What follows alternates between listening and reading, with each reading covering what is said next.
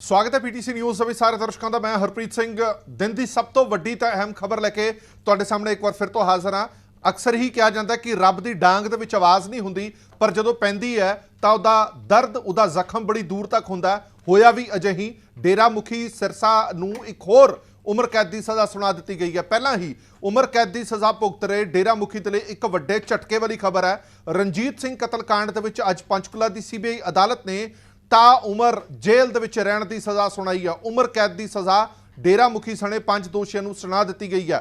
हालांकि बड़ियां दलीलां बड़ियां अपीलां कीतियां गईयां, अपने कम्मां दे हवाले दिते गए डेरा मुखी वालों यह भी कहा गया कि मैं समाज सेवी काम करदा, खूनदान कैंप लगाना, शहर शहर गाह चुकदा, सफाई कराना, पर सारियां तकरीरां, सारियां दलीलां, सारियां अपीलां नूं दरकिनार करदिआं होइआं विशेष सीबीआई अदालत ने वड्डा फैसला सुनाया। डेरा मुखी नूं उम्र कैद की सज़ा सुनाई गई है। उस दे नाल नाल जिहड़े होर दोषी सी उन्हां नूं भी उम्र कैद की सज़ा सुनाई गई है। इस दे नाल 31 लाख रुपए जुर्माना डेरा मुखी नूं लाया गया। इस तो इलावा 50-50 हज़ार रुपया बाकी दोषियों नूं भी जुर्माना लगाया गया। रणजीत सिंह डेरा प्रबंधक सीगा, उसका कतल का यह मामला सीगा, लंबा मामला चलिया।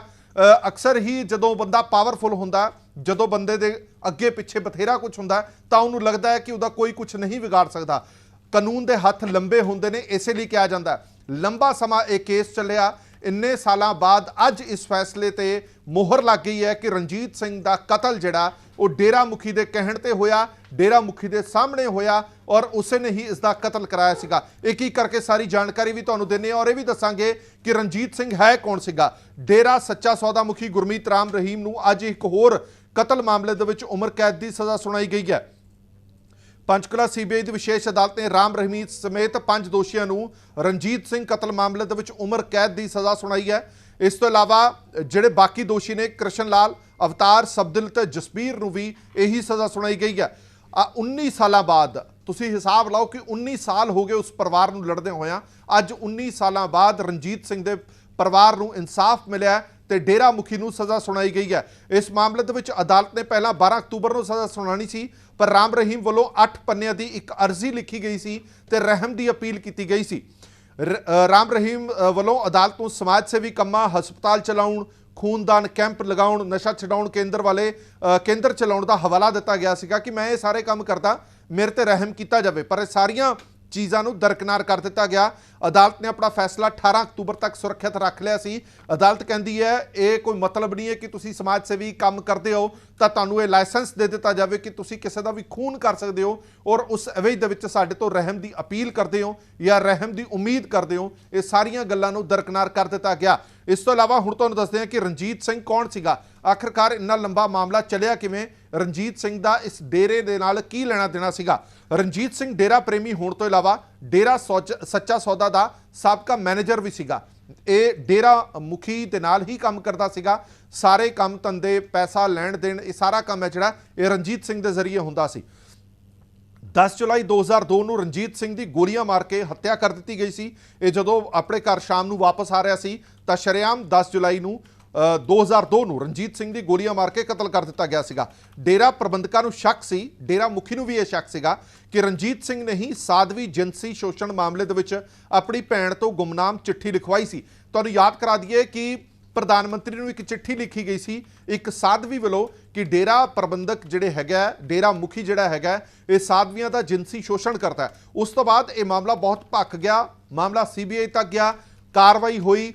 उस तो खफा होकर, उस तो निराश होकर जिहड़ा डेरा मुखी ने एक कांड करवा दिता, क्योंकि डेरा मुखी नूं यह शक सीगा कि रणजीत सिंह की भैण ने चिट्ठी लिखी है तो रणजीत सिंह ने अपनी भैण के थ्रू जिहड़ी चिट्ठी लिखवाई है। इस शक के चलदिआं रणजीत सिंह नूं मौत के घाट उतार दिता गया। रणजीत सिंह के पिता ने हिम्मत नहीं हारी, पुलिस जांच तो असंतुष्ट सीगे क्योंकि दबाव बड़ा सीगा, सियासी प्रैशर बहुत सीगा, इस करके उन्होंने लगता सीगा कि पुलिस कोई कार्रवाई नहीं करेगी। इसलिए जनवरी 2003 दे विच उन्होंने हाई कोर्ट च पटीशन दायर की ते मंग की कि इस मामले की जांच जिहड़ी है वो सीबीआई नूं सौंपी जाए, सीबीआई इस मामले की पूरी जांच करे।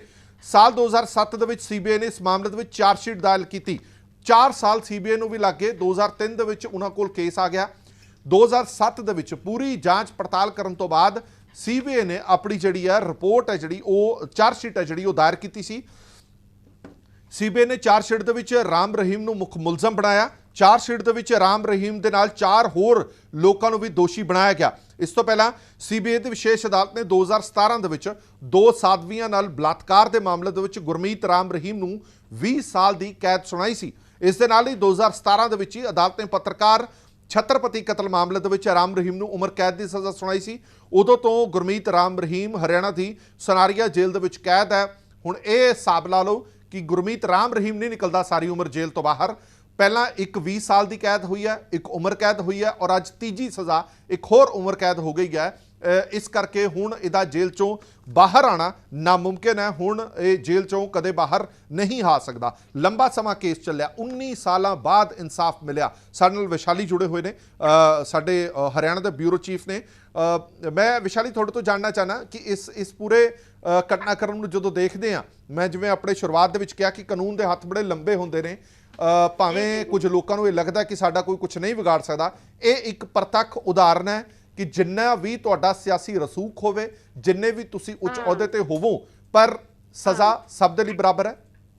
बिल्कुल सर, बिल्कुल बिल्कुल। आप देखिए कि इसी से पता चलता है कि जब हमारे सिरसा के रिपोर्टर्स से भी मैं सुबह बात करी थी, इवन पंचकुला में भी, तो पिछली बार जब सजा का ऐलान हुआ था उस टाइम पर सिरसा डेरा सच्चा सौदा के आसपास जो गहमा गहमी थी, जो एक अलर्टनेस था, वो इस बार डेरा के लोगों द्वारा ही नहीं था। यानी कहीं ना कहीं उनको पता था कि अब ये बुरी तरह फंस चुका है और अब है इसको रिहा होने का या किसी भी तरह से कह सकते हैं कि दिलाई मिलने का कोई चांस नहीं है। तो ये एक बहुत बड़ा सबक है उन लोगों के लिए जिनके पास पावर होती है, जिनके पास मतलब सो कॉल्ड या कह सकते कथित तौर पर सत्ता का वो होता है, वरदहत होता है। हाँ, तो उनको लगता है कि उनका कुछ नहीं हो सकता। उनके लिए एक बहुत बड़ा सबक है। आप सोचिए कि 5 दोषियों को उम्र कैद की सजा सुनाई गई। अभी मैं वकील को भी सुन रही थी, वो कह रहे थे हालांकि वो दोबारा अपील करेंगे, जो बचाव पक्ष के वकील हैं, लेकिन जो सीबीआई के वकील हैं वो ये कह रहे हैं कि उम्र कैद तो उम्र कैद है, अब 2 उम्र कैद हो गई है।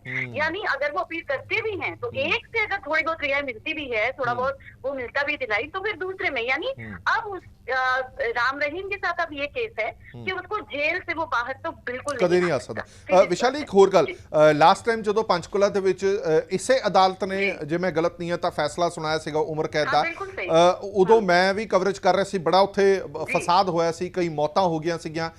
अजिहे हालात ना बनन इस दे लई प्रशासन वालों पुख्ता इंतजाम कीते होए सी जां ये फैसला सुनाउण तो बाद हालात किने हुण उत्थे मौजूद आ? जी जी जी, मैं आपको बताना चाहूंगी कि चूंकि पिछला वाला जो एक्सपीरियंस था वो पुलिस का बड़ा ब्रूटल था, तो उसकी वजह से इस बार इंतजाम वैसे ही किए गए थे। लेकिन जैसे मैंने कहा सर कि वो पिछला वाला वैसा कुछ दिखा ही नहीं इस बार, ना तो डेरा समर्थक उस तरह से यहाँ दिखे और न ही पुलिस को ज्यादा मशक्कत करनी पड़ी। सबसे बड़ी बात इसमें ये रही, और ये इंडिकेशन है कि अब डेरा समर्थकों को भी धीरे धीरे ये महसूस होने लगा है कि नहीं, कहीं न कहीं वो जिनको मानते थे या जिनके अन्य वक्त बताए जाते हैं वो ऐसा ही दोषी है और उसके खिलाफ तमाम जो आरोप हैं वो ऐसे निराधार नहीं है। हालांकि पूरी तरह से पुख्ता इंतजाम किए गए थे, लेकिन कहीं से भी, चाहे वो सिरसा हो, चाहे पंचकुला हो या आसपास, कहीं से भी कोई भी ऐसी घटना सामने नहीं आई। अच्छा विशाली, परिवारक मैंबरां दा बड़ा लंबा संघर्ष है, 19 साल इन्ना लंबा संघर्ष, इन्ना लंबा संताप उन्होंने हंडाया।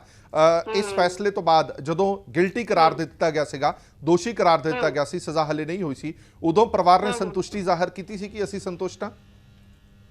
सर मैं बताना चाहूंगी, अभी मैं उनके बेटे को ही सुन रही थी इंसान, तो वो ये कह रहा है कि हम तो डेथ पेनल्टी मांग रहे थे, पर चलो उम्र कैद मिल गया, कोर्ट के फैसले से हम संतुष्ट हैं। लेकिन कहीं न कहीं उनमें ये जरूर है कि जो एक्सट्रीम वाला जो है वो वाली सजा उसको मिलनी चाहिए थी। लेकिन कोर्ट के फैसले से इससे भी वो ये कह रहे हैं चलो कम से कम उम्र कैद तो मिली, इतना तो हो गया कि कम से कम जेल में सड़ेगा, ये चीज है। तो हम कह सकते हैं कि हाँ ठीक है, संतुष्ट हैं फैसले से। जी बिल्कुल ठीक है। विशाली बहुत बहुत धन्यवाद इस तमाम जानकारी के लिए। ये सन विशाली जो जानकारी दे रहे सन, क्योंकि मैं पंचकुला का जो फैसला सुनाया सी, असी उस वक्त चशमदीद हाँ कि जो हालात उत्थे बने सीगे, साडे ते भी हमला किया गया डेरा समर्थकों वालों, ਉਹ ਜਿਹੜੀ ਗੱਲ ਸੀਗੀ ਉਹ ਇਸ ਵਾਰ ਨਜ਼ਰ ਨਹੀਂ ਆਈ, ਕਿਉਂਕਿ ਉਹਨਾਂ ਨੂੰ ਵੀ ਪਤਾ ਲੱਗ ਗਿਆ ਸੀ ਕਿ ਹੁਣ ਕੁਝ ਹੋ ਨਹੀਂ ਸਕਦਾ। ਉਦੋਂ ਬੜੀ ਆਸ ਤੇ ਉਮੀਦ ਲਾ ਕੇ ਡੇਰਾ ਸਮਰਥਕ ਇਕੱਠੇ ਹੋਏ ਸੀਗੇ ਕਿ ਅਸੀਂ ਸ਼ਾਇਦ ਡੇਰਾ ਸਿਰਸਾ ਨੂੰ ਛੁਡਾ ਕੇ ਇੱਥੋਂ ਵਾਪਸ ਲੈ ਜਾਾਂਗੇ। ਪਰ ਇਹ ਬੜੀ ਵੱਡੀ ਝਟਕੇ ਵਾਲੀ ਖਬਰ ਹੈ ਡੇਰਾ ਮੁਖੀ ਗੁਰਮੀਤ ਰਾਮ ਰਹੀਮ ਦੇ ਲਈ ਕਿ ਕਾਨੂੰਨ ਦੇ ਹੱਥ ਬਹੁਤ ਲੰਬੇ ਹੁੰਦੇ ਨੇ। ਬਹੁਤ ਦੇਰ ਭੱਜਿਆ ਪਰ ਭੱਜਿਆ ਨਹੀਂ ਗਿਆ। ਇੱਕ ਹੋਰ ਉਮਰ ਕੈਦ ਹੋਗੀ। ਤੀਜੀ ਸਜ਼ਾ ਹੈ ਉਸ ਨੂੰ। ਪਹਿਲਾਂ ਇੱਕ ਸਾਧਵੀ ਜਿਨਸੀ ਸ਼ੋਸ਼ਣ ਮਾਮਲੇ ਦੇ ਵਿੱਚ 20 ਸਾਲ ਦੀ ਸਜ਼ਾ ਹੋਈ। ਉਸ ਤੋਂ ਬਾਅਦ ਛਤਰਪਤੀ ਪੱਤਰਕਾਰ ਮਾਮਲੇ ਦੇ ਵਿੱਚ ਉਸ ਨੂੰ ਉਮਰ ਕੈਦ ਦੀ ਸਜ਼ਾ ਹੋਈ ਤੇ ਅੱਜ ਡੇਰਾ ਪ੍ਰਬੰਧਕ, ਡੇਰਾ ਮੈਨੇਜਰ ਸੀਗਾ ਜਿਹੜਾ, ਉਸ ਦੇ ਕਤਲ ਮਾਮਲੇ ਦੇ ਵਿੱਚ ਉਮਰ ਕੈਦ ਦੀ ਸਜ਼ਾ ਹੋਈ ਹੈ। 31 ਲੱਖ ਰੁਪਏ ਜੁਰਮਾਨਾ ਵੀ ਲਗਾਇਆ ਗਿਆ। ਕੁੱਲ ਮਿਲਾ ਕੇ ਇਹ ਕਹਿ ਸਕਦੇ ਹਾਂ ਕਿ ਗੁਰਮੀਤ ਰਾਮ ਰਹੀਮ ਹੁਣ ਜਿਉਂਦੇ ਜੀ ਜੇਲ੍ਹ ਦੇ ਵਿੱਚੋਂ ਬਾਹਰ ਨਹੀਂ ਆ ਸਕਦਾ। ਤਾਂ ਉਮਰ ਉਸ ਨੂੰ ਜੇਲ੍ਹ ਦੇ ਵਿੱਚ ਹੀ ਰਹਿਣਾ ਪਏਗਾ। ਇਹ ਇੱਕ ਸਬਕ ਹੈ। ਅਸੀਂ ਜਿੰਨਾ ਮਰਜ਼ੀ ਭਾਰਤੀ ਕਾਨੂੰਨ ਤੇ ਜਾਂ ਭਾਰਤੀ ਲੋਕਤੰਤਰ ਤੇ ਸਵਾਲ ਚੁੱਕਦੇ ਹਾਂ, ਪਰ ਇਹ ਇੱਕ ਪ੍ਰਤੱਖ ਉਦਾਹਰਨ ਹੈ, ਇੱਕ ਐਗਜ਼ਾਮਪਲ ਸੈੱਟ ਕੀਤੀ ਹੈ ਭਾਰਤੀ ਨਿਆਂ ਪ੍ਰਣਾਲੀ ਨੇ, CBI ਨੇ, ਸਿਸਟਮ ਨੇ ਇੱਕ ਉਦਾਹਰਨ ਪੇਸ਼ ਕਰ ਦਿੱਤੀ ਹੈ ਕਿ ਤੁਸੀਂ ਜਿੰਨੇ ਮਰਜ਼ੀ ਪਾਵਰਫੁਲ ਹੋਵੋ, ਜਿੰਨਾ ਮਰਜ਼ੀ ਧਨ ਦੌਲਤ ਪੈਸਾ ਤੁਹਾਡੇ ਕੋਲ ਹੋਵੇ, ਸ਼ੋਹਰਤ ਹੋਵੇ, ਜਿੰਨੇ ਮਰਜ਼ੀ ਤੁਹਾਡੇ ਅੰਨੇ ਭਗਤ ਹੋਣ, ਪਰ ਕਾਨੂੰਨ ਸਭ ਦੇ ਲਈ ਬਰਾਬਰ ਹੈ। ਜੇਕਰ ਜੁਰਮ ਕਰੋਗੇ ਤਾਂ ਸਜ਼ਾ ਜ਼ਰੂਰ ਹੋਏਗੀ। ਦੇਸ਼ ਦੁਨੀਆ ਦੀ ਬਾਕੀ ਖਬਰਾਂ ਲਈ ਬਣੇ ਰਹੋ PTC ਨਿਊਜ਼ ਦੇ ਨਾਲ। ਧੰਨਵਾਦ।